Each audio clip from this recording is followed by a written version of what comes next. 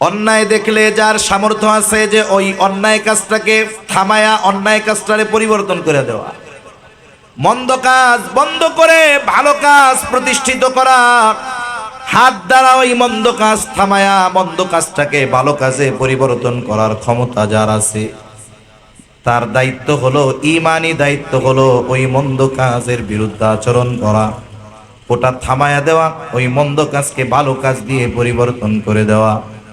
এখন একজনের সামর্থ্য নাই মন্দ কাজ হাত দিয়ে থামায়া দিবে, এখন সে কি করবে? ফাইল্লাম ইয়াস্তাতি ফাবিলিসানি, সে ওই মন্দ কাজ তার জবানের মাধ্যমে মন্দ কাজের প্রতিহত করবে, প্রতিবাদ করবে। এটাও দুই ধরনের হতে পারে। একজনের ক্ষমতা আছে, প্রভাব আছে, সে ধমকের সুরে বলতে পারে। সবাই তো আর ধমক দিয়ে বলতে পারবে না। যে ধমক দিয়ে পারবে না সে নরম ভাবেই সঠিক কথাটা তার কাছে পৌঁছায়া দিবে, এটা যে অন্যায় তার কানে পৌঁছায়া দিবে। এখন যদি জীবন নাশের হুমকি থাকে, যে মুখ দিয়েও যদি এই কাজের নিষেধ করা হয়, তাহলে জীবন নাশের হুমকি আছে। এইবার তার জন্য পরবর্তী যেটা, সেটা হলো ফাইল্লাম ইয়াস্তাতি ফাবিকলবি ওয়া যালিকা আযআফুল ঈমান, মুখ দিয়েও যদি সে বাধা প্রদানে অক্ষম হয়, তাহলে কমপক্ষে অন্তর দিয়ে এই কাজটার বিরোধিতা করবে। এখন যদি এইটাও কেউ না করে, আবার একজনের সামর্থ্য আছে মুখ দিয়ে বাধা দেওয়ার, সে যদি অন্তর দিয়ে ঘৃণা করার আমল করে, তা হবে না। যার যেটার উপরে সামর্থ্য আছে তার সেটার মাধ্যমে অন্যায়ের প্রতিবাদ করতে হবে। আর যদি সর্বশেষ অন্তর দিয়েও এই কাজের প্রতিবাদ করার ক্ষমতা তার না থাকে, তাইলে ঈমানের কি বাকি আছে আল্লাহই ভালো জানে। কারণ নবীজি বলেন ওয়াযালিকা আযআফুল ঈমান, এটা হলো দুর্বল ঈমান, দুর্বল ঈমানের পরিচয়। এজন্য পরিস্থিতি যাই হোক, আমাদের অন্যায়ের বিরুদ্ধে প্রত্যেকের নিজেদের অবস্থান থেকে সরব থাকতে হবে। না হলে কি হবে? একটা সময়, সময়ের সাথে সাথে অন্যায় তো এখন দূরে করতেছে, এক সময় আমার আপনার গাড়ির উপরে বসে অন্যায় করা শুরু করে দিচ্ছে। কথা অন্যদিকে চলে যাচ্ছে। তাহলে কথা হলো, নবীজি বলেন কিয়ামতের আগে ভূমিকম্প বেড়ে যাবে। এরপরে নবীজি সাল্লাল্লাহু আলাইহি ওয়াসাল্লাম বলেন ওয়াতাকারাবাজ জামান, সময় সংকুচিত হয়ে যাবে। হাদিসের মধ্যে আসছে কিয়ামতের আগে যুগ হবে মাসের মতো, মাস হবে বছরের মতো, বছর হবে মাসের মতো, মাস হবে সপ্তাহের মতো, সপ্তাহ হবে একটা দিনের মতো, আর একটা দিন হবে একটা ঘন্টার মতো। এই সময়গুলাতে সময়ের বরকত আমাদের থেকে উঠে গেছে, এটা বাস্তব। কখন রাত হয় সকাল হয় ঠিক নাই, একেবারে অতি অল্প সময়ে মনে হয় সূর্য এই উঠলো এই ডুবলো। এই যে মনে হইতেছে 2020 সাল কয়দিন আগে গেল, করোনা শুরু হইল 19 সালের লাস্টে, দেখতে দেখতে 25 সাল শেষ। অতি দ্রুততার সাথে কেমন যেন সময় আমাদের থেকে অতিবাহিত হচ্ছে। এই সময় দ্রুত অতিবাহিত হওয়ার একটা কারণও আছে। সময় যদি দ্বীনি কাজে ব্যয় করা হয়, আল্লাহ তাআলা এই সময়ের মধ্যে বরকত দেয়। আমরা অনেক সময় শুনি যে অমুক দার্শনিক ইমাম গাজালি রহমাতুল্লাহি আলাইহি অল্প কিছুদিন হায়াত পাইছেন, এর মধ্যে হাজার হাজার মাইল উনি হাঁটছেন, আবার শত শত কিতাব উনি লিখছেন। এখন লেখার কত সহজতা, সফরের কত সহজতা। 15,000 কিলোমিটার দূরে আমেরিকা 15 ঘন্টায় চলে যাওয়া যায়। আর উনি ওনার অল্প হায়াতে হাজার হাজার মাইল হাঁটছেন, আবার দর্স দিছেন, আবার শত শত কিতাব লিখছেন, টাইপ করে না, গুগল ভয়েস মেসেঞ্জারের মাধ্যমে না, এআই দিয়া, চ্যাট জিপিটি দিয়া না, লিখছেন কলম দিয়া, তাও আবার মেটাডোর বলপেন দিয়ে না, কালি বানানো লাগছে, কলম বানানো লাগছে, আবার একেবারে প্রস্তুত খাতার উপরে লেখছে, কর্ণফুলী, নিউজ প্রিন্ট, এইগুলার উপরেও না। তার মানে এনারা লিখতে পারছে কেমনে? এনাদের সময়ের মধ্যে আল্লাহ তাআলা বরকত দিয়েছিলেন। কেন? বলে সময়ের সঠিক ব্যবহারের কারণে। আমরা যদি সময়ের সঠিক ব্যবহার না করি, তাহলে দেখা যাবে এই সময় আমাদের থেকে খুব দ্রুত চলে যাবে। এটা আমি আমার অভিজ্ঞতার কথা বলি। মনে করেন জীবনের প্রয়োজনে ফোন ব্যবহার করতে হয়, 2 পৃষ্ঠা কিতাব পড়তে গেলে মনে হয় 3 ঘন্টা পার হয়ে গেছে। অনেক সময় মোবাইলে মেসেজ দেখতেছি 5 ঘন্টা পার হয়ে যায়, বিরক্তি লাগে না। কিন্তু 15-20 মিনিট বই পড়তে গেলে শয়তান জেহেনের মধ্যে এত কিছু দেয়, এত ব্যস্ততা ঢুকায়া দেয় যে মনে হয় এত সময় পড়ে ফেললাম, এত পড়া তো ঠিক হবে না। তার মানে দেখুন, আমি আপনি যখন সময়কে সঠিকভাবে ব্যবহার করতেছি, এই সময়টা আমার থেকে যাচ্ছে খুব ধীরে ধীরে, তার মানে আমি সময়ে বরকত পাচ্ছি। কিন্তু ঠিকই যখন সময়টাকে আমি ভালো কাজে ব্যবহার করতেছি না, খেলা দেখতে গেছে সারাদিন শেষ, ফেসবুকে বসছে 6 ঘন্টা শেষ, ক্রিকেট খেলতে গেছে 4 ঘন্টা শেষ, কিন্তু আপনি ওই 3-4 ঘন্টা একজনের ভালো একটা কাজে দেন, কোরআন শরীফ পড়তে দেন। 2 পৃষ্ঠা পড়ার পরে মাজা ব্যথা হবে, গিরা ব্যথা হবে, গলা ব্যথা হবে, পানির তৃষ্ণা ধরবে, হাজারো প্রয়োজন তাকে পেয়ে বসবে, মনে হবে এই 2 পৃষ্ঠা পড়তে তার 3 ঘন্টা পার হয়ে গেছে। তার মানে ভালো কাজে যদি সময়কে ব্যয় করা হয়, এই সময়ের মধ্যে বরকত হয়। আল্লাহ তাআলা আমাদের সময়গুলোকে ভালো কাজে ব্যয় করার তৌফিক দান করেন, সময়ের মধ্যে আল্লাহ বরকত দান করেন, বলি আমিন। এরপরে নবীজি সাল্লাল্লাহু আলাইহি ওয়াসাল্লাম বলেন, তাহলে 1 নাম্বার, কিয়ামতের আগে আল্লাহ তাআলা ইলম উঠায়া নিয়ে যাবে। 2 নাম্বার, আল্লাহ রাব্বুল আলামিন কিয়ামতের আগে জালজালা বেড়ে যাবে। 3 নাম্বার, জামান সংকুচিত হয়ে যাবে, সময় সংকুচিত হয়ে যাবে। এরপরে নবীজি বলেন, ওয়াতাযহারাল ফিতান, ফিতনা প্রকাশিত হবে, প্রকাশ পাবে, একের পর এক ফিতনা আসতে থাকবে। বলে তসবির দানা ছিঁড়ে গেলে যেমন ভাবে একটার পর একটা জমিনের উপরে পতিত হয়, বলে কিয়ামতের আগে ওই রকম একটার পর একটা ফিতনা আসতে থাকবে। আর কিয়ামতের আগে সবচেয়ে বড় ফিতনা হলো দাজ্জালের ফিতনা। আজকের এই মাহফিলের সম্মানিত শ্রদ্ধেয় সভাপতি, আমন্ত্রিত উলামায়ে কেরাম, সামনে উপস্থিত মুরব্বিয়ানে কেরাম, সমবয়সী যুবক বন্ধু, স্নেহের ছোট ভাই, মাইকের আওয়াজ যত দূরে যায় নিজ নিজ স্থানে অবস্থানরতা সম্মানিতা শ্রদ্ধেয়া মা ও বোন, আল্লাহ রাব্বুল আলামিনের দরবারে অগণিত শুকর যে মহান মালিক হায়াতে বরকত দিয়ে সুস্থ রেখে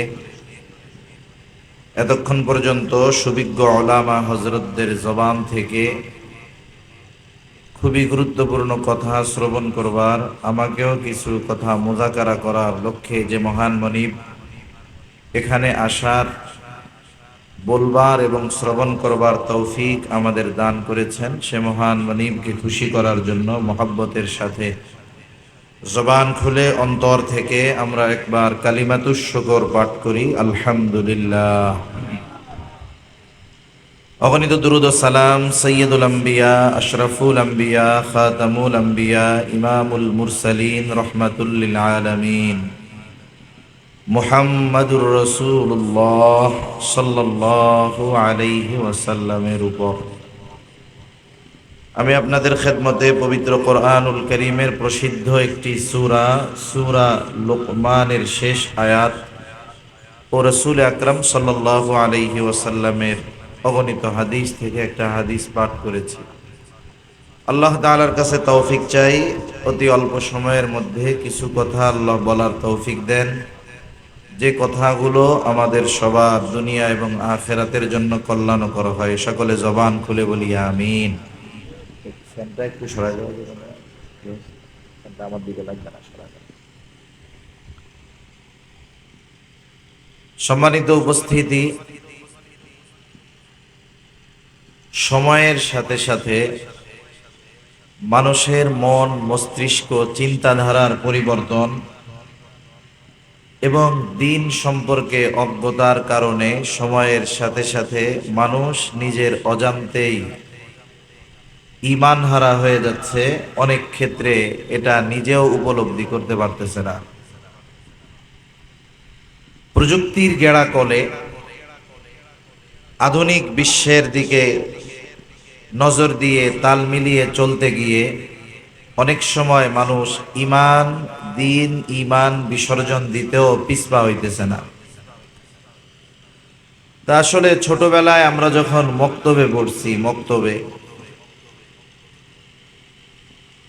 মক্তব ছুটি হওয়ার আগে 10-15 মিনিট একত্রে সব ছাত্রদেরকে বসিয়ে যেই পড়াগুলো আমাদের সকলকে সম্মিলিতভাবে পড়াইতো, ওই পড়াগুলো ছিল আমাদের জীবনের সবচাইতে গুরুত্বপূর্ণ বিষয়। ওইখানে আমরা কালিমাগুলো মুখস্থ করতাম, নামাজের মাসলা মাসাইলগুলো শিখতাম। তার মানে আমাদের দ্বীনি ভিত্তি, দ্বীনি শিক্ষার ভিত্তি ওই ছোট ছোট ভাঙ্গা মসজিদ থেকেই আমরা অর্জন করতাম। সময়ের সাথে সাথে মানুষ আধুনিক জ্ঞান অর্জনের প্রতিযোগিতায় শুধুমাত্র মাদ্রাসা কেন্দ্রিক ছাত্ররা ছাড়া বাহিরে অধিকাংশ মানুষ প্রকৃতপক্ষে দ্বীন সম্পর্কে বাস্তবিক দিক দিয়ে অনেক অজ্ঞ। তা আল্লাহ সুবহানাহু ওয়া তাআলা এই দুনিয়াতে আমাদের প্রভাব প্রতিপত্তি এগুলো তো ততদিন পর্যন্ত রাখবেন যতদিন আমরা আল্লাহ তাআলার হুকুম আহকামের উপরে নিজেদেরকে পরিচালিত করব। যখন আমরা আল্লাহ তাআলার অবাধ্যতা করব, আল্লাহ তাআলার বিধি নিষেধের ব্যাপারে সীমালঙ্ঘনকারী হয়ে যাব, এই সংখ্যাটা যখন বেশি হবে, সময়ের সাথে সাথে আমাদের উপরেও জালেমের জুলুম আস্তে আস্তে বাড়তে থাকবে। এজন্য আমাদের সকলের দ্বীনের ব্যাপারে স্বচ্ছ সুস্পষ্ট ধারণা দরকার। তা বলতেছিলাম যে ওই মক্তব থেকে আমরা শিখতাম আমাদের দ্বীনের মূল শিক্ষা। এই শিক্ষাগুলোর মধ্যে আমরা ঈমানের ভিত্তি সম্পর্কে জানতাম, ইসলামের ভিত্তি সম্পর্কে জানতাম। তখন মুখস্থ করেছি, সাথে সাথে অর্থ পড়েছি, কিন্তু এই বিষয়গুলো কত গুরুত্বপূর্ণ এগুলো ওই সময় আমরা অধিকাংশ মানুষ অনুধাবন করতে পারি নাই। তা আমরা ছোটবেলায় ঈমানের ভিত্তিগুলো পড়তাম, সকলে সম্মিলিতভাবে লাস্টে আমাদেরকে পড়াইতো আমানতু বিল্লাহ ওয়া মালাইকাতিহি ওয়া কুতুবিহি ওয়া রুসুলিহি ওয়াল ইয়াউমিল আখিরি ওয়াল কদরি খাইরিহি ওয়া শাররিহি মিনাল্লাহি তাআলা ওয়াল বা'সি বা'দাল মাউত। ওই সময় আমপারা বলেন আর সিপারা বলেন, ওর মধ্যে এই 7টা বাক্য ছিল। তবে হাদিসের মধ্যে আসছে ঈমানের ভিত্তি হলো 6টা।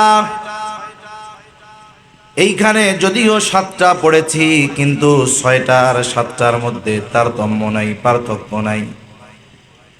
কারণ এই 7টির মধ্যে একটি আছে হলো 2 in 1, 2-এর মধ্যে 1, ওয়াল ইয়াউমিল আখিরি আর ওয়াল বা'সি বা'দাল মাউত।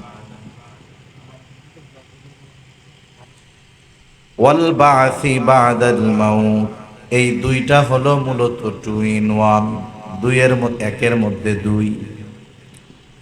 এই হিসাবে ঈমানের ভিত্তি হলো 6টা।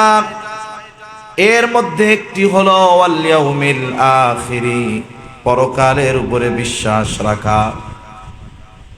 একটা মানুষ স্বাভাবিকভাবে সামগ্রিকভাবে পরকাল শুরু হবে এক সময়, আর প্রত্যেকটা মানুষের ব্যক্তিগতভাবে পরকাল শুরু হয়ে যায় মৃত্যুর সাথে সাথে।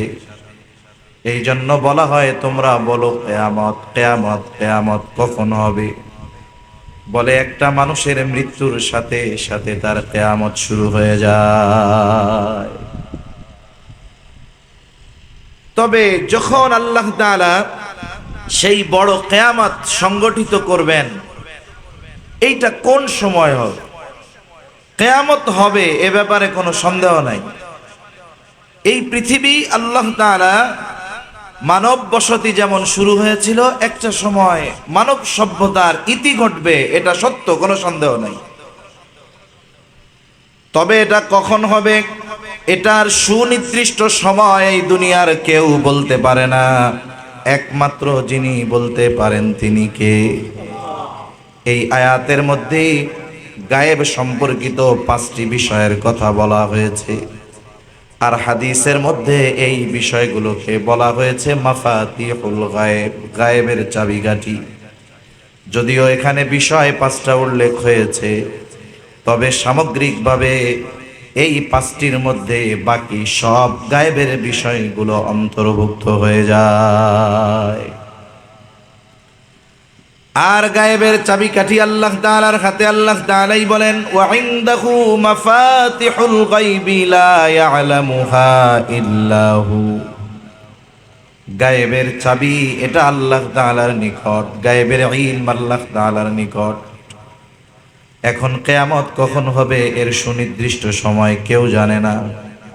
হাদিসের মধ্যে নবী পাক সাল্লাল্লাহু আলাইহি ওয়াসাল্লাম, একটি প্রসিদ্ধ হাদিস আছে, হাদিসে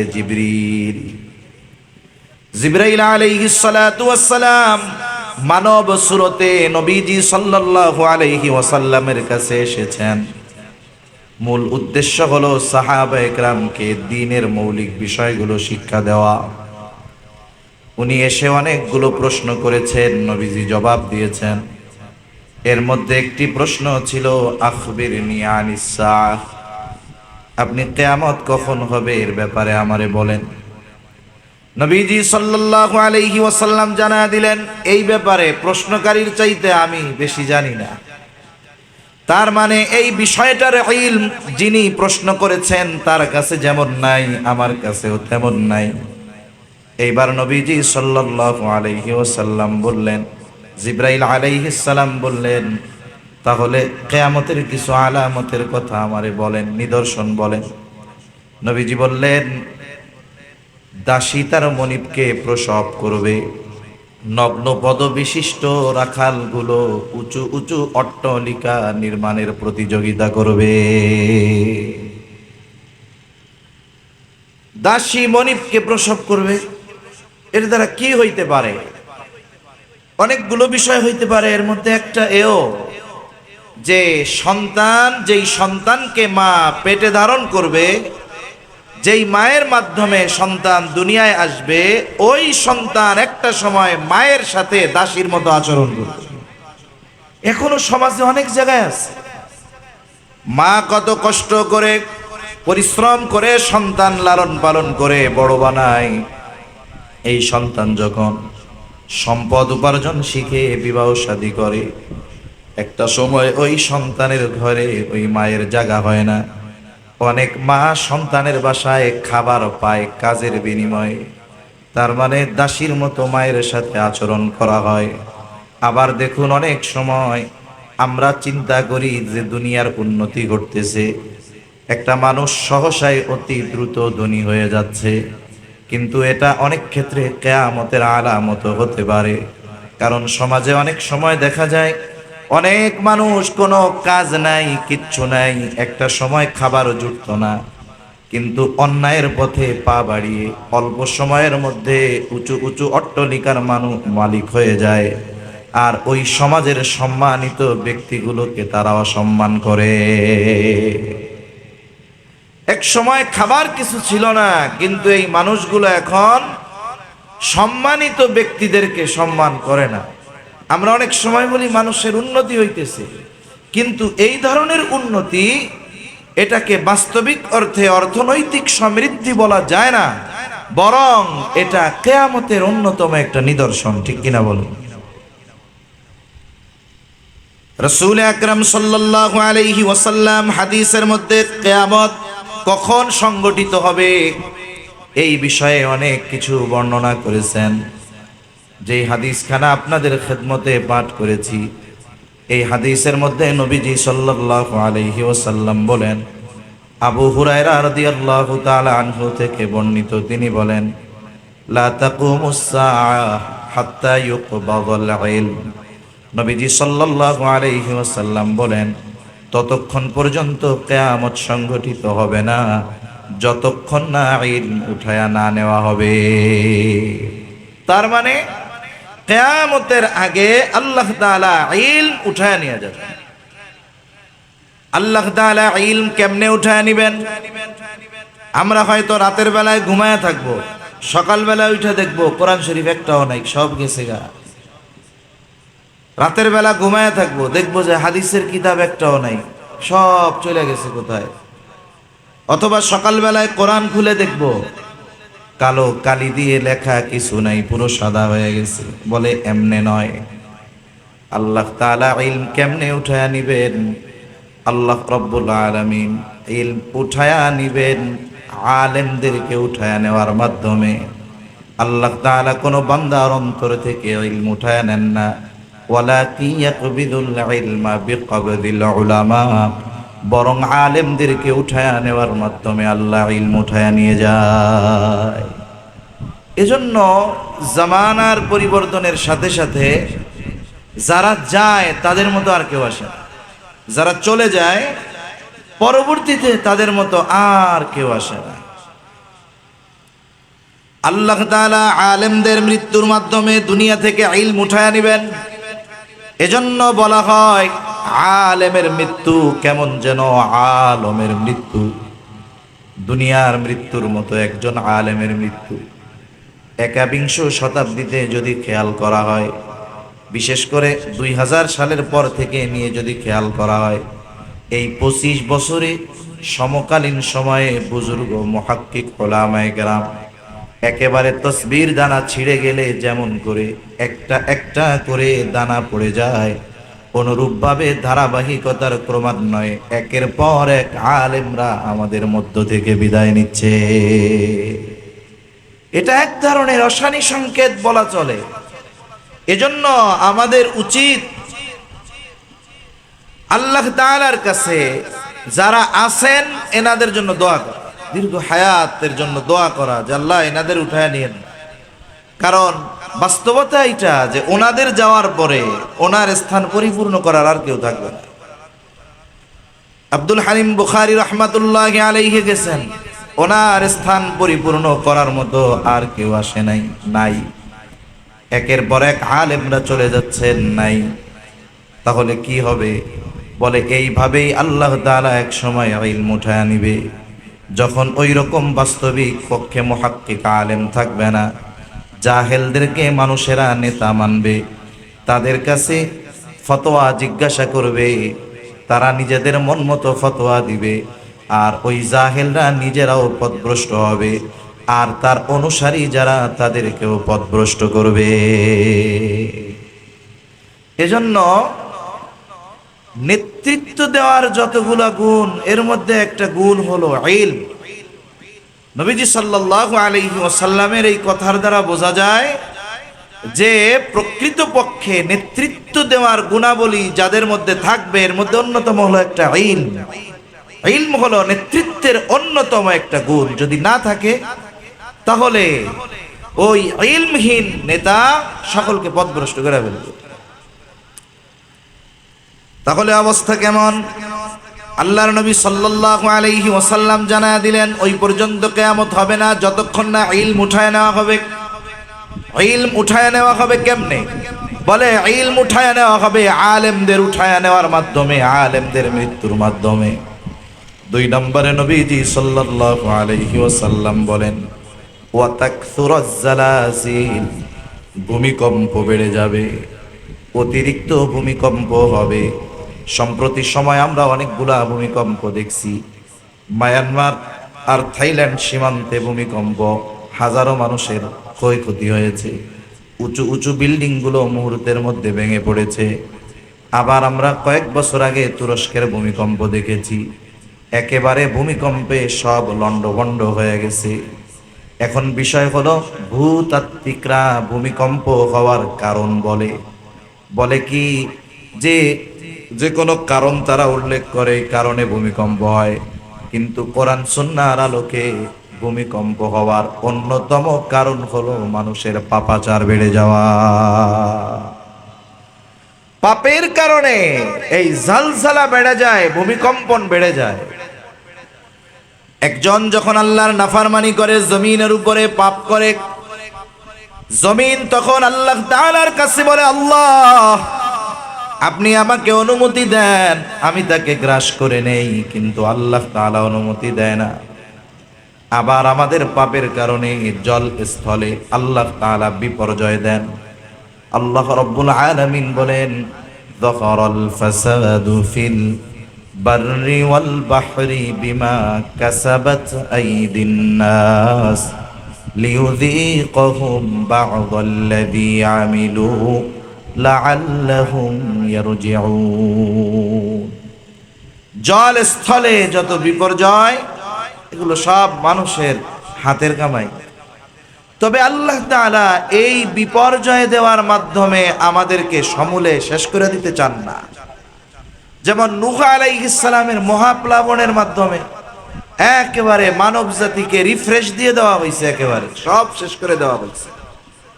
নূহ আলাইহিস সালাম বলছেন, ক্বালা নূহুর রাব্বি লা তাযার আলাল আরদি মিনাল কাফিরিনা দাইয়ারা। জমিনে অবস্থানরত একটা কাফিরও আপনি ছাইড়া দিবেন না। কিন্তু আল্লাহ তাআলা যা দেন এটা আমাদেরকে সমূলে নির্মূল করে যাওয়ার জন্য দেন না। কেন দেন? কেন এই স্বাদ আমাদেরকে আস্বাদন করান? লিউযীকাহুম বা'দাল্লাযী আমিলু লাআল্লাহুম ইয়ারজিউন। আল্লাহ তাআলা মূলত জলস্থলে যতটুকু বিপর্যয় দেন, এটা দেওয়ার অন্যতম কারণ হলো আমরা যেন একটু হুঁশ ফিরা আইসা আল্লাহর দিকে আমরা যেন প্রত্যাবর্তন করি, যাতে করে আমরা আল্লাহর দিকে ফিরে আসি। এই জন্য আল্লাহ তাআলা এটা দেন। অনেক সময় সন্তান যদি দুষ্টমি করে, ছাত্র যদি একটু দুষ্টমি করে, পিতা মাতা অভিভাবক তাকে শাসন করে, ওস্তাদ ছাত্রকে শাসন করে। শাসনের মূল উদ্দেশ্য এটা নয়, শাস্তি দেওয়ার মূল উদ্দেশ্য এটা নয় যে ওরে মাইরা ফেলবে, এই জন্য দেয় না। শাস্তি দেয় তার ভালোর জন্য, যাতে এই শাস্তি আস্বাদন করে ভবিষ্যতে সে আর ওই অন্যায়ের দিকে না যায়। তাহলে এই জমিনের যে ভূমিকম্প, এটার অন্যতম কারণ হলো পাপ। সাধারণভাবে পাপের কারণে জমিনের মধ্যে প্রকম্পন হয়, ভূমিকম্প হয়। আর যদি ওই পাপের বৈধতা দিয়ে দেওয়া হয়, পাপকে যদি রাষ্ট্রীয়ভাবে স্বীকৃতি দিয়ে সেটাকে কর্ম বলে অভিহিত করা হয়, তাহলে হয়তো আল্লাহ তাআলা নাখোশ হবে, জমিনের মধ্যে জালজালা বেড়ে যাবে। আর যদি মুসিবত চলে আসে, যারা বুজুর্গ মানুষ, আলেম মানুষ, আমরা আপনারাও বাঁচতে পারবো না। যখন আল্লাহ তাআলা শাস্তি দিবেন, তখন তো ওই আযাব বা ওই শাস্তি লোক বাইসা বাইসা শাস্তি দিবে এমন নয়। এই পরিস্থিতিতে আমাদের সকলকেই ক্ষতির সম্মুখীন হওয়া লাগবে। এজন্য ঈমান বাঁচাতে, দিন বাঁচাতে, মানব সভ্যতা বাঁচাতে আমাদের সকলকে ইসলাম বিদ্বেষী যত কর্মকাণ্ড আছে এগুলোর বিরুদ্ধে আমাদের সামগ্রিকভাবে সর্বোচ্চ প্রতিবাদ করতে হবে। ঠিক কিনা বলে? যে বিষয়গুলো হযরত তো আগে আপনাদের সামনে প্রকাশ্য বলেই দিয়ে গেছে, যে কত জঘন্য জঘন্য আইন বাস্তবায়নের অপচেষ্টা চলতেছে।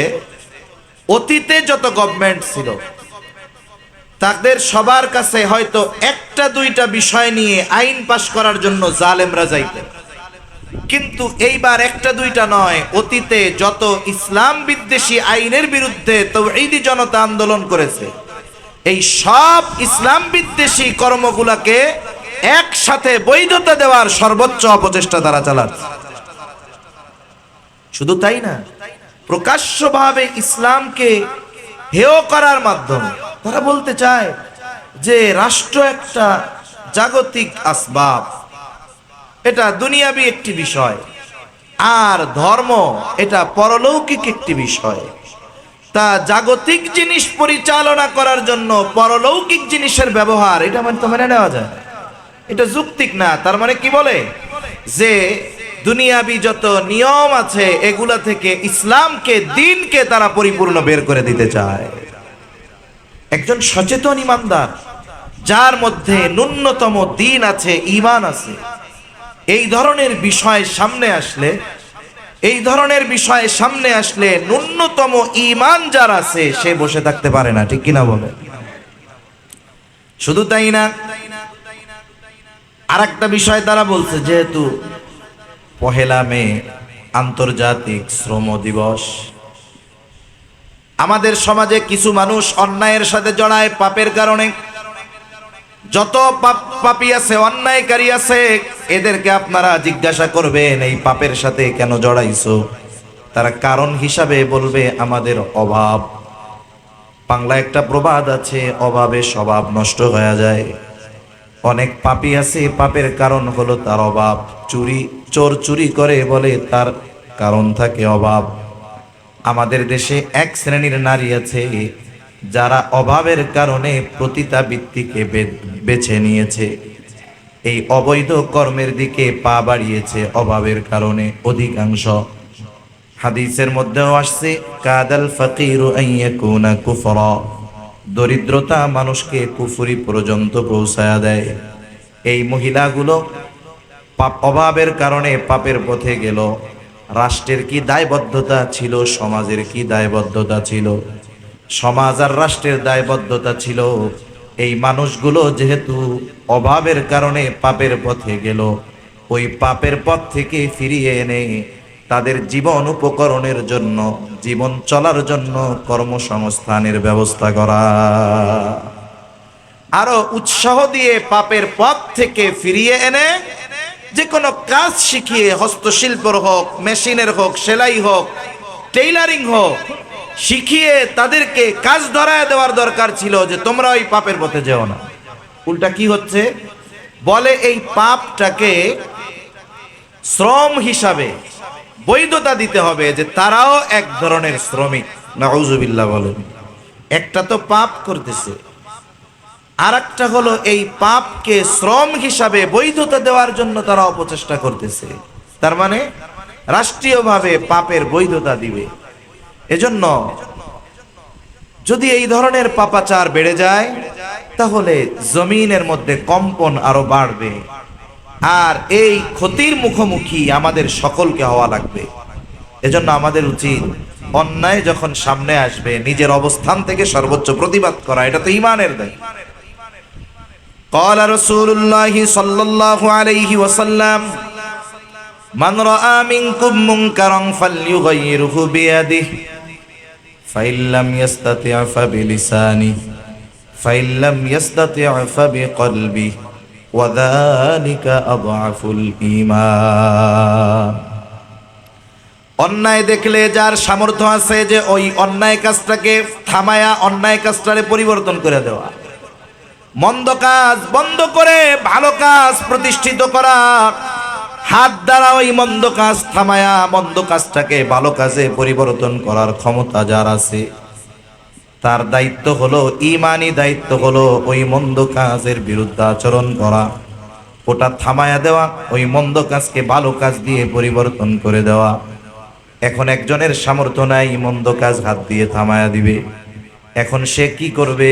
ফাইল্লাম ইয়াস্তাতি ফাবিলিসানি, সে ওই মন্দ কাজ তার জবানের মাধ্যমে মন্দ কাজের প্রতিহত করবে, প্রতিবাদ করবে। এটাও দুই ধরনের হতে পারে। একজনের ক্ষমতা আছে, প্রভাব আছে, সে ধমকের সুরে বলতে পারে। সবাই তো আর ধমক দিয়ে বলতে পারবে না। যে ধমক দিয়া পারবে না সে নরম ভাবেই সঠিক কথাটা তার কাছে পৌঁছায়া দিবে। এটা যে অন্যায় তার কানে পৌঁছায়া দিবে। এখন যদি জীবন নাশের হুমকি থাকে, যে মুখ দিয়েও যদি এই কাজের নিষেধ করা হয়, তাহলে জীবন নাশের হুমকি আছে। এইবার তার জন্য পরবর্তী যেটা, সেটা হলো ফাইল্লাম ইয়াস্তাতি ফাবিকলবি ওয়াযালিকা আযআফুল ঈমান। মুখ দিয়েও যদি সে বাধা প্রদানে অক্ষম হয়, তাহলে কমপক্ষে অন্তর দিয়ে এই কাজটার বিরোধিতা করবে। এখন যদি এইটাও কেউ না করে, আবার একজনের সামর্থ্য আছে মুখ দিয়ে বাধা দেওয়ার, সে যদি অন্তর দিয়ে ঘৃণা করার আমল করে, তা হবে না। যার যেটার উপরে সামর্থ্য আছে তার সেটার মাধ্যমে অন্যায়ের প্রতিবাদ করতে হবে। আর যদি সর্বশেষ অন্তর দিয়েও এই কাজের প্রতিবাদ করার ক্ষমতা তার না থাকে, তাইলে ঈমানের কি বাকি আছে আল্লাহই ভালো জানে। কারণ নবীজি বলেন ওয়াযালিকা আযআফুল ঈমান, এটা হলো দুর্বল ঈমান, দুর্বল ঈমানের পরিচয়। এজন্য পরিস্থিতি যাই হোক, আমাদের অন্যায়ের বিরুদ্ধে প্রত্যেকের নিজেদের অবস্থান থেকে সরব থাকতে হবে। না হলে কি হবে, একটা সময় সময়ের সাথে সাথে অন্যায় তো এখন দূরে করতেছে, এক সময় আমার আপনার গাড়ির উপরে বৈশা অন্যায় করা শুরু করে দিচ্ছে। কথা অন্যদিকে চলে যাচ্ছে। তাহলে কথা হলো, নবীজি বলেন কিয়ামতের আগে ভূমিকম্প বেড়ে যাবে। এরপরে নবীজি সাল্লাল্লাহু আলাইহি ওয়াসাল্লাম বলেন ওয়াতাকারাবাজ জামান, সময় সংকুচিত হয়ে যাবে। হাদিসের মধ্যে আসছে কিয়ামতের আগে যুগ হবে মাসের মতো, মাস হবে বছরের মতো, বছর হবে মাসের মতো, মাস হবে সপ্তাহের মতো, সপ্তাহ হবে একটা দিনের মতো, আর একটা দিন হবে একটা ঘন্টার মতো। এই সময়গুলাতে সময়ের বরকত আমাদের থেকে উঠে গেছে, এটা বাস্তব। কখন রাত হয় সকাল হয় ঠিক নাই, একেবারে অতি অল্প সময়ে মনে হয় সূর্য এই উঠলো এই ডুবলো। এই যে মনে হইতেছে 2020 সাল কয়দিন আগে গেল, করোনা শুরু হইল 19 সালের লাস্টে, দেখতে দেখতে 25 সাল শেষ। অতি দ্রুততার সাথে কেমন যেন সময় আমাদের থেকে অতিবাহিত হচ্ছে। এই সময় দ্রুত অতিবাহিত হওয়ার একটা কারণও আছে। সময় যদি দ্বীনি কাজে ব্যয় করা হয়, আল্লাহ তাআলা এই সময়ের মধ্যে বরকত দেয়। আমরা অনেক সময় শুনি যে অমুক দার্শনিক ইমাম গাজালি রহমাতুল্লাহি আলাইহি অল্প কিছুদিন হায়াত পাইছেন, এর মধ্যে হাজার হাজার মাইল উনি হাঁটছেন, আবার শত শত কিতাব উনি লিখছেন। এখন লেখার কত সহজতা, সফরের কত সহজতা। 15,000 কিলোমিটার দূরে আমেরিকা 15 ঘন্টায় চলে যাওয়া যায়। আর উনি ওনার অল্প হায়াতে হাজার হাজার মাইল হাঁটছেন, আবার দর্স দিছেন, আবার শত শত কিতাব লিখছেন, টাইপ করে না, গুগল ভয়েস মেসেঞ্জারের মাধ্যমে না, এআই দিয়া, চ্যাট জিপিটি দিয়া না, লিখছেন কলম দিয়া, তাও আবার মেটাডোর বলপেন দিয়ে না, কালি বানানো লাগছে, কলম বানানো লাগছে, আবার একেবারে প্রস্তুত খাতার উপরে লেখছে, কর্ণফুলী নিউজ প্রিন্ট এইগুলার উপরেও না। তার মানে এনারা লিখতে পারছে কেমনে? এনাদের সময়ের মধ্যে আল্লাহ তাআলা বরকত দিয়েছিলেন। কেন? বলে সময়ের সঠিক ব্যবহারের কারণে। আমরা যদি সময়ের সঠিক ব্যবহার না করি, তাহলে দেখা যাবে এই সময় আমাদের থেকে খুব দ্রুত চলে যাবে। এটা আমি আমার অভিজ্ঞতার কথা বলি। মনে করেন জীবনের প্রয়োজনে ফোন ব্যবহার করতে হয়, 2 পৃষ্ঠা কিতাব পড়তে গেলে মনে হয় 3 ঘন্টা পার হয়ে গেছে। অনেক সময় মোবাইলে মেসেজ দেখতেছি 5 ঘন্টা পার হয়ে যায়, বিরক্তি লাগে না। কিন্তু 15-20 মিনিট বই পড়তে গেলে শয়তান জেহেনের মধ্যে এত কিছু দেয়, এত ব্যস্ততা ঢুকায়া দেয় যে মনে হয় এত সময় পড়ে ফেললাম, এত পড়া তো ঠিক হবে না। তার মানে দেখুন, আমি আপনি যখন সময়কে সঠিকভাবে ব্যবহার করতেছি, এই সময়টা আমার থেকে যাচ্ছে খুব ধীরে ধীরে, তার মানে আমি সময়ে বরকত পাচ্ছি। কিন্তু ঠিকই যখন সময়টাকে আমি ভালো কাজে ব্যবহার করতেছি না, খেলা দেখতে গেছে সারাদিন শেষ, ফেসবুকে বসছে 6 ঘন্টা শেষ, ক্রিকেট খেলতে গেছে 4 ঘন্টা শেষ, কিন্তু আপনি ওই 3-4 ঘন্টা একজনের ভালো একটা কাজে দেন, কোরআন শরীফ পড়তে দেন।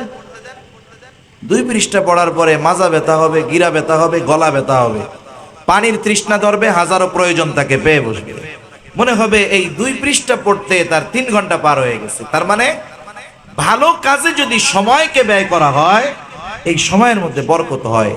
আল্লাহ তাআলা আমাদের সময়গুলোকে ভালো কাজে ব্যয় করার তৌফিক দান করেন, সময়ের মধ্যে আল্লাহ বরকত দান করেন, বলি আমিন।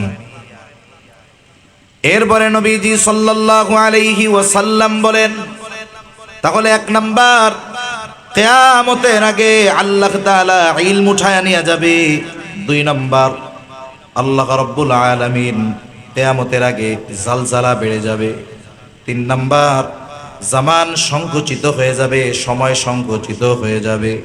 এরপরে নবীজি বলেন ওয়াতাযহারাল ফিতান, ফিতনা প্রকাশিত হবে, প্রকাশ পাবে, একের পর এক ফিতনা আসতে থাকবে। বলে তসবির দানা ছিঁড়ে গেলে যেমন ভাবে একটার পর একটা জমিনের উপরে পতিত হয়, বলে কিয়ামতের আগে ওই রকম একটার পর একটা ফিতনা আসতে থাকবে। আর কিয়ামতের আগে সবচেয়ে বড় ফিতনা হলো দাজ্জালের ফিতনা। দাজ্জাল হঠাৎ করে চলে আসবে তা না, দাজ্জালের বাহিনী এই দুনিয়াতে আছে। দুনিয়াতে দলও তো দুইটা, আল্লাহ তাআলা বলছেন একটা হলো আল্লাহর দল হিজবুল্লাহ, আর একটা হলো হিজবুশ শাইতান, শয়তানের দল। এই দাজ্জালের দল, তার অনুসারীরাই পৃথিবীতে আছে। সে আসার আগে দাজ্জালের আগমনের ক্ষেত্র তৈরি করবে আস্তে আস্তে। এটা এজন্য কোন বিষয়ের পরিবর্তন যদি হঠাৎ করে হয়ে যায় তাহলে এটা চোখে পড়ে, কিন্তু যদি কোনো বিষয়ের পরিবর্তন ধীরে ধীরে হয় এটা চোখে পড়ে না। শীতের সময় আমরা মাগরিব পড়ি কয়টায়? 5:15 পড়ি না মাগরিব? এখন তো আসরও অনেক জায়গায় 5টার সময় পড়ে না। তার মানে দেখেন আল্লাহ তাআলা দিনকে রাতের মধ্যে, রাতকে দিনের মধ্যে ঢুকাইয়া দিচ্ছেন প্রায় 2.25 ঘন্টার মতো, প্রায় 2.25 ঘন্টার কাছাকাছি আমাদের দেশেই সময়ের পরিবর্তন হয়ে যায় 1 বছরের মধ্যে। কিন্তু এই পরিবর্তনটা এমন করে হয় না যে আজকে মাগরিবের নামাজ শীতের সময় পড়ছিলাম 5:10, 5:15 বা 5:20, হঠাৎ করে আগামী দিন হুট কইরা মাগরিবের নামাজ 6:45 হয়ে গেছে, এরকম হয় নাকি? আবহাওয়ার সাথে আমরা ম্যাচিং হই, হঠাৎ করে ঠান্ডা, হঠাৎ করে শীত হয় না। শীত যখন যায় গরম আসে, এটা আস্তে আস্তে ওটার সাথে আমাদেরকে সহনীয় করে তোলা হয়। ওই রকম ভাবে দাজ্জাল আসার আগে পরিবেশটা এমন ভাবে তৈরি করা হবে যে অনেক মানুষ দাজ্জালের ফিতনা এটা বুঝতেই পারবে না, সে একেবারে অতি সহজে দাজ্জালের চক্রান্তের মধ্যে পড়ে যাবে। যেমন কোন বিষয় যদি সমাজে প্রতিষ্ঠা করতে হয় হঠাৎ করে করা যায় না, এটাকে আগে সমাজে নরমাল করতে হয়। এই যে ইসলাম বিদ্বেষীরা LGBT, সমকামিতা, ট্রান্সজেন্ডার, এই বিষয়গুলো হুট করে আইন পাশ করা যাবে না, এটা ওরাও জানে। কিন্তু ওরা মাঝে মধ্যে এই বিষয়গুলো নিয়ে ওদের এত লাফালাফি কেন?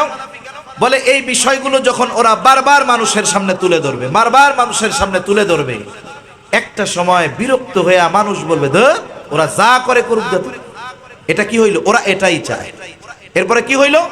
আমরা ওদের ওই বিষয়টাকে গুরুত্ব দিলাম না, আর ওরা ওদের যে মিশন ওইটাকে ওরা বাস্তব করে নিল। যেমন দেখেন আজ থেকে 20-25 বছর আগে যাদের বয়স 20 বছর 25 বছর আছে তারা বুঝতে পারবে, বা তার বেশি তারা বুঝবে। মনে করেন একটা ছেলে একটা মেয়ে একই স্কুলে পড়ে, একই জায়গায় তাদের বাড়ি, পাশাপাশি বাড়ি, একই স্কুলে পড়ে, একই ক্লাসে পড়ে, বাড়িও পাশাপাশি। তাহলে এই ছেলেটা আর এই মেয়েটা স্বাভাবিকভাবে একই সময়ে তাদের স্কুলের দিকে যাবে, এটা স্বাভাবিক বিষয়। এখন এমনিতেই কারোর সাথে কারো যোগাযোগ নাই, মেয়েটা বের হইছে, তার 5 সেকেন্ড পরে ছেলেটাও বের হইছে। তার মানে ছেলে আর মেয়ের দূরত্ব ধরেন 10 ফিট বা 20 ফিট, এমনিতেই তারা দুইজন হেঁটে যাচ্ছে স্কুলের দিকে, কারোর সাথে কোনো কথা নাই। কিন্তু আজ থেকে 25-30 বছর আগে এই দৃশ্যটা দেখবার পর মুরব্বীরা চিন্তা করতো যে কাজ সারাতো, অথচ দুইজনের মধ্যে কোনো সম্পর্ক নাই। সুন্দর মতো ছেলের বাড়িতে গিয়া বইলা দিত, ছেলের কিন্তু ভাবসাব ভালো না, একটু খেয়াল টেয়াল রাখেন। কেন, কি হয়েছে? কই দেখলাম অমুকের মেয়ের পেছনে পেছনে ঘুরতাছে। এবার মেয়ের বাড়িতে গিয়া বলতেছে, মেয়ে কিন্তু সাবধান। কি হয়েছে? বলে দেখলাম আপনার মেয়ের পিছনে অমুকের পোলা গুড়গুড় করে ঘুরতাছে। তার মানে দেখুন কোনো কারণ ছাড়াই এমনিতেই একটা ছেলে একটা মেয়ে পাশাপাশি কাছাকাছি হেঁটে স্কুলে যাবে, এটা আমাদের ওই রক্ষণশীল পরিবেশে এটাকেও পজিটিভ ভাবে দেখা হইতো। এটা কিন্তু একটা পজিটিভ দিক, যদিও নারীবাদীরা বলবে না এটা ঠিক না, কিন্তু এটা বাস্তবিক ভালো দিক। এবার বাড়িতে আসার পরে কি হইতো? উভয় ফ্যামিলি সতর্ক করে দিত, খবরদার ওই সময় তোমার যাওয়া লাগবে না, তুমি 5 মিনিট আগে যাবা নইলে পরে যাবা। অথচ দুইজনের সাথে কোনো সম্পর্ক নাই। কিন্তু সময়ের পরিবর্তনে এখন কি দেখেন, এখন তো অনেক ক্ষেত্রে এমনও আমরা দেখি বাবা মা নিজেকে দিনদার দাবি করে, মেয়েও নিজেকে দিনদার দাবি করে, ধার্মিক মনে করে, আবার ওই স্কুল কলেজ ভার্সিটি যাই বলেন না কেন ওইখানে সে একাকী থাকে, আবার একটা পরপুরুষকে সাথে এনে দিনদার মুত্তাকি পরহেজগার মা বাবার কাছে পরিচয় করায় দেয়, আম্মা এটা আমার বয়ফ্রেন্ড। আজ থেকে 20 বছর আগে এই জিনিসটা কি কল্পনা করতে পারছে কেউ? এমনিতে পাশাপাশি হাঁটলেই তো কিয়ামত। আর পরপুরুষ একটা ঘরে আনবে, ছেলে মেয়ের বন্ধু হবে, মেয়ে ছেলের বন্ধু হবে, এটা জীবনে কেউ কল্পনাও করেন। কিন্তু 20 বছর 25 বছরের পরিবর্তনে আমরা কি দেখতেছি? যা দেখি যা শুনি এগুলো অনেক সময় মুখেই বলা যায় না, ঠিক কিনা? তার মানে কি হলো, ফ্রি মিক্সিংটা একদিনে নয়, আস্তে আস্তে এটা আমাদের কাছে এখন নরমাল হয়ে গেছে। এটা আমি হুজুর, ছেলে মেয়ে দুইজন ওই জায়গায় কথা বলতেছে, আমিও মাইন্ড করি, স্বাভাবিক হয়ে গেছে। যে কোনো বিষয় এভাবে আস্তে আস্তে সমাজের মধ্যে নরমাল করে দেওয়া হয়। হাজারো প্রযুক্তি বলেন, অন্যান্য যা বিষয় বলেন, এগুলোর মাধ্যমে আস্তে আস্তে একটা সময় দাজ্জালের আগমনটাকে নরমাল বানায় দেওয়া হবে। এই কারণে এই পৃথিবীতে কোটি কোটি মুসলমান থাকার পরেও দাজ্জালকে সঠিকভাবে চিহ্নিত করতে পারবে যারা, এদের সংখ্যা অনেক নয়, বরং নিতান্তই অনেক কম। এজন্য কি করা যেতে পারে? নবীজি সাল্লাল্লাহু আলাইহি ওয়াসাল্লাম আমল শিখায় দিয়েছেন। কমপক্ষে সূরা কাহাফের প্রথম 10 আয়াত প্রতি জুমাবার পড়তে হবে, প্রত্যেককে মুখস্থ করতে হবে। বুজুর্গানে দিন বলেন, যদি কেউ এই সূরা কাহাফের উপরে প্রতিনিয়ত আমল করে, নবীজি তো জানায় দিয়েছেন দাজ্জালের ফিতনা থেকে সে বেঁচে থাকবে। বুজুর্গানে দিন বলেন, সূরা কাহাফের আমল যদি কেউ প্রতিনিয়ত করে, দাজ্জাল আসার আগে যত ফিতনা আসবে সব ফিতনাগুলো অনুধাবন করার যোগ্যতাও আল্লাহ তাআলা তাকে দিয়ে দিবে। আমি আপনি যদি শত্রুর পরিচয় জানতে পারি, শত্রু চিনতে পারলে শত্রু থেকে বাঁচতে পারবো। এটা যে ফিতনা, এটা যদি আমি বুঝতে পারি, তাইলেই না এর ক্ষতি থেকে আমি বাঁচতে পারবো। এজন্য বুজুর্গানে দিন বলেন, এই আমলের মাধ্যমে দাজ্জাল আসার আগেও যত ফিতনা আসবে, এই ফিতনাগুলো থেকে আল্লাহ তাআলা এই আমলকারীকে হেফাজত করবে। এজন্য আমরা যারা শুনতেছি মাইকের আওয়াজ যাচ্ছে, আমরাও ঘরে এই আমলগুলো করব। আমাদের সন্তানদেরকে দিয়েও এই কমপক্ষে সূরা কাহাফের প্রথম 10 আয়াত মুখস্থ করাবো ইনশাআল্লাহ।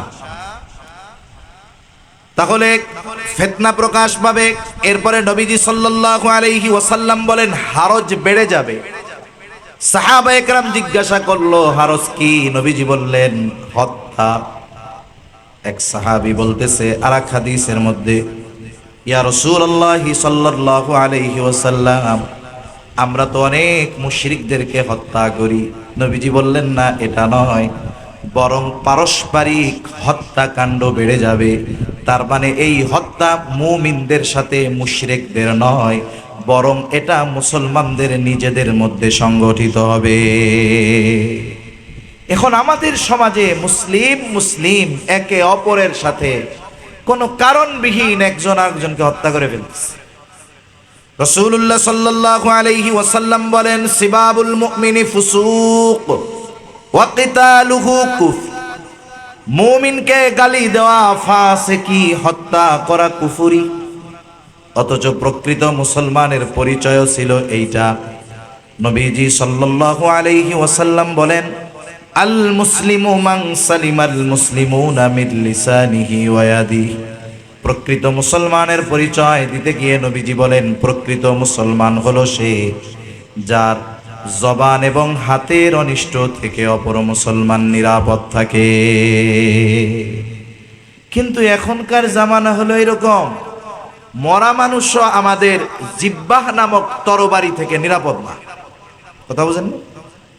এমনি তরবারির আঘাত দিয়ে আঘাত করলে ওই কাটার দাগ তো এক সময় মিটে যাবে, কিন্তু এই জিহ্বা নামক নরম তরবারিটার আঘাত হলো এত কঠিন, তরবারির আঘাত মুছে যায় কিন্তু এইটার আঘাত মুছে না। এজন্য আমরা মুসলমান অপর মুসলমানের প্রতি সদয় হওয়া দরকার। আমার জবান দ্বারা অন্যায় ভাবে যেন কোনো মুসলমান কথার দ্বারা কষ্ট না পায়, হাতের দ্বারা জানি কষ্ট না পায়। কেন বলে, যে কোনো মুসলমানের সাথে বড় কিছু সংগঠিত হয় প্রথমে জবান দিয়া।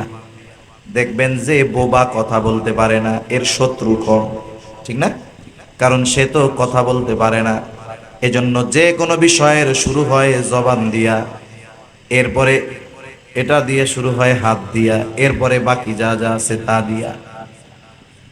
আফসোসের বিষয়, এখন তো হারজ এতটা বাড়ছে, আমাদের নিজেদের মধ্যে মুসলমান সমাজের মধ্যে হত্যা এত বাড়ছে, বলে ছোট ছোট বাচ্চারাও এখন হত্যাকাণ্ডে পিছিয়ে নাই। আপনাদের চট্টগ্রামেরই তো ঘটনা, 2-3 দিন আগে ক্লাস 7-এ পড়ে বাচ্চা, ক্লাস 7-এ পড়ে, 12-13 বছর বয়স, তার মানে এটা নাবালক। 18 বছরের আগে তো বালেগ হয় না, এটা আমাগো কথা না, এটা হলো ওই সরকারি নিয়মের কথা। কিন্তু নবীজি কি বলছে? আহাদুল বুলুগ, বালেগ হওয়ার সময়সীমা, সর্বশেষ সময়সীমা হলো 15 বছর চন্দ্র হিসাবে। ইংরেজি হিসাবে এটার সময়সীমা 14 বছর 7 মাসের মতো হয়, এর আগেও হতে পারে। চিকিৎসা বিজ্ঞান বলে বর্তমান সময়ের ফুড পয়জনিং এর কারণে 8-9 বছরেও বালেগ হয়ে যাইতে পারে। তার মানে 14 বছর 7 মাস ইংরেজি হিসাবে বয়স হওয়ার পর তাকে আর নাবালক বলার কোনো সুযোগ ইসলাম রাখে নাই, ঠিক কিনা বলে? আচ্ছা ঠিক আছে, কথা শেষ। এখন ওই দেখুন, 18 বছরের আগে সবাই শিশু, এ কথার দ্বারা কি হবে? বলে 18 বছরের আগে যদি কেউ অন্যায় করে, এটা শিশু বলে এই অন্যায়টাকে হালকা বানায় দেওয়া হবে, তার শাস্তি টাস্তি কিছুই দেওয়া হবে না। এই যে বাচ্চা হত্যা করে ফেলছে, কি নিয়ে দ্বন্দ্ব দেখেন। একই ক্লাসে পড়ে, হয়তো টেবিলে বসা নিয়ে দুইজনের মধ্যে একটু দ্বন্দ্ব লাগছে, এটা আবার 1 মাস আগে মিটায়া দিছে আইসা মা, মনে করছে ওই যেই শেষ। কিন্তু এই ছোট বাচ্চা অন্তরের মধ্যে খুব পয়সা রাখছে যে আমার সাথে ওই দিন খারাপ আচরণ করছে, এই বিষয়টা যে মিটে গেছে এটা সে মন থেকে মানতে পারে নাই। 1 মাস ধরে ছক আঁকছে বন্ধুদেরকে নিয়ে, ওকে ভুলভাল বুঝাইয়া ওর সাথে ভালো অভিনয় করে খেলাধুলা করতে নিয়ে নদীর মধ্যে সুবাইয়ারে মেরে ফেলছে। একটু চিন্তা করে দেখেন যে আমাদের আগামী প্রজন্মের মেজাজ কোথায় যাচ্ছে, এগুলো শিখতেছে কোথার থেকে, এটাও ফাইন্ড আউট করা দরকার, বের করা দরকার। এই ধরনের যত অপরাধ সংগঠিত হয়, এর আগেও অনেক অপরাধের কথা আমরা শুনেছি। ছোট ছোট বাচ্চা মেরে বাথরুমের সেফটি ট্যাঙ্কের মধ্যে পালায় রাখছে। কোথার থেকে শিখছো? ও বলে আমি ইন্ডিয়ান এক নাটক দেখে শিখেছি। ব্যাংক ডাকাতি করছে, কোথার থেকে শিখছো? বলে অমুক নাটক দেখে আমরা শিখেছি। অথচ দেখুন, যেগুলো দেখার মাধ্যমে আমাদের আগামী প্রজন্মের চারিত্রিক অবস্থা, নৈতিকতার অবক্ষয় ঘটতেছে, হত্যাকারী হচ্ছে, খুনি হচ্ছে, দুশ্চরিত্র সম্পন্ন হচ্ছে, এগুলো আমাদের সমাজে সরকারিভাবে টাকা দিয়ে এগুলো দেখানো হচ্ছে, বিনোদনের নামে আমাদের সন্তানদের ভবিষ্যৎ নষ্ট করে দেওয়া হচ্ছে। কিয়ামতের আগে এই জন্য হত্যা বেড়ে যাবে, পারস্পরিক হত্যা এত পরিমাণ বাড়বে, যাকে হত্যা করা হবে সে জানবে না কেন আমাকে হত্যা করা হলো, আবার যে হত্যা করবে সেও জানবে না কেন আমি হত্যা করলাম। এরপরে নবীজি সাল্লাল্লাহু আলাইহি ওয়াসাল্লাম বলেন, মানুষের সম্পদ এত বেড়ে যাবে যা উপচায়া পড়বে, সম্পদ এত পরিমাণ বেড়ে যাবে। এজন্য রাসূল আকরাম সাল্লাল্লাহু আলাইহি ওয়াসাল্লাম কিয়ামতের আগে এই বিষয়গুলো সংগঠিত হবে, এই বিষয়গুলো সামনে রেখে যদি আমরা আগামীর কর্মপন্থা নির্ধারণ করতে পারি, আশা করা যায় সকল ধরনের ফিতনা থেকে আমরা বাঁচতে পারবো। আল্লাহ সুবহানাহু ওয়া তাআলা কিয়ামত আসার আগেই আমাদের সকলকে যথাযথভাবে প্রস্তুতি নেওয়ার তৌফিক দান করেন। সকলে বলি আমিন। ওয়া আখিরু দাওয়ানা আনিল হামদুলিল্লাহি রাব্বিল আলামিন। আসসালামু আলাইকুম ওয়া রাহমাতুল্লাহি ওয়া বারাকাতুহু। আমরা একটু দুরূদ শরীফ পড়ি। আল্লাহুম্মা সাল্লি আলা মুহাম্মদ